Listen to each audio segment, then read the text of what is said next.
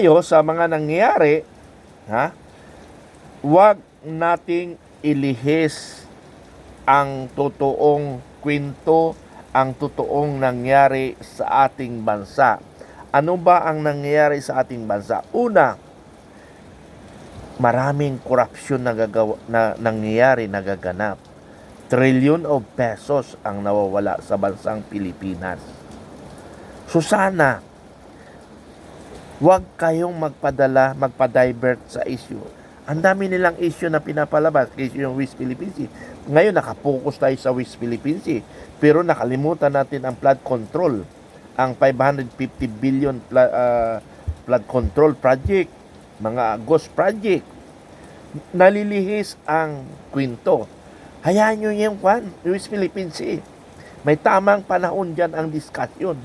Yung discussion niyan na sinasabi ni si General Browner, kung talaga siya nagsalita na kaya ang depensahan ang teritoryo ng Pilipinas, kalukuhan yun.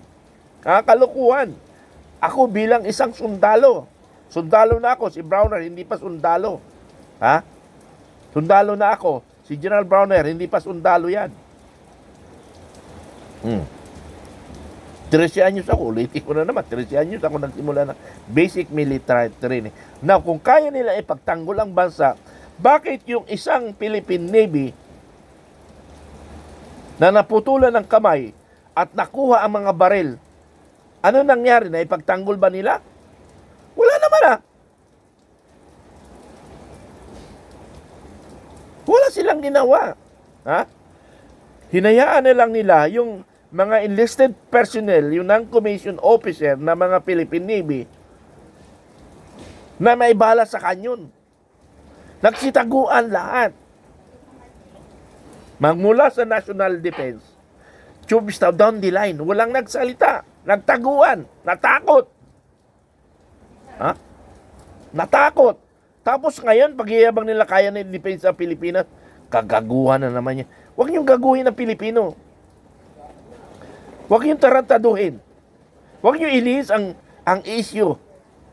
Huwag niyong iligaw. Doon tayo sa ICI, investigation, sa flood control, doon natin i-focus. Nakalimutan na ang pangakong mga big fish ang makukulong. Dilis, ano yan, si Ramon Revilla, hindi yan big fish. Hindi na yung big fish. Dilis na lang si Ramon Revilla. Kumbaga, extra na lang yan siya. Walang big fish na nakukulong ngayon. Yung pangako ni Pangulong Marcos, by December 2025, maraming makukulong na big fish. Asaan nga yung big fish? Puro dilis ang ikinulong nyo. Kawawa naman yung mga ginamit ninyo. Yun ang ikinulong ninyo. Diyos ko naman. Huwag kayong magpadala sa sa issue sa West Philippine Sea. Kalukuhan yun. Walang katotohanan yun. Kayo naman, sumasakay kayo doon sa West Philippine Sea. Saka na lang usapin yan. Doon muna tayo mag-focus sa flood control. Doon sa isyong nakawan. Sa Ghost Project. Nakalimutan ba natin? Di ba yun ang pinaka-controversial natin? Bakit hindi tayo nakapokus doon?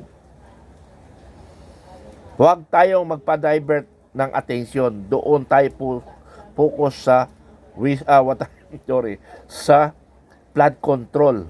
Tapos isinabay pa nila yung kalagayan ng Marcos para dumapokus. Nakalimutan na nga natin. Pag hindi natin ibinalik ang flood control project issue, babay na ang pera na yan. Now, kung talagang mayroon kayong issue laban kay Duterte o laban sa mga Duterte, kasuhan nyo, ipakulong nyo. Hindi yung marami kayong dada. Kayo ang may hawak ng korte. Bakit hindi nyo dalhin sa korte?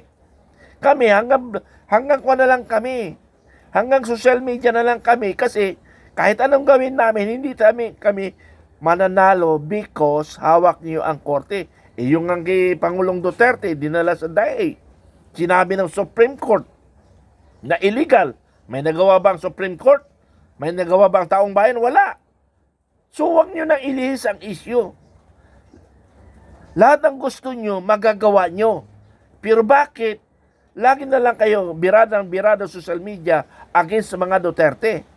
Eh bakit hindi nyo napakulong? Napakulong nyo nga si Duterte. Si Inday Sara gusto nyo rin ipakulong. Gawin nyo na. Di ba 3 beses na kayo na pumalpak? Ay mga punyeta kayo. Yun na lang muna mga kaibigan. Basta ang huling habilin ko sa lahat ng Pilipino na naniniwala sa katotohanan, huwag tayo magpa-divert ng attention. Dito lang tayo. Ha? Maraming salamat. Maraming salamat.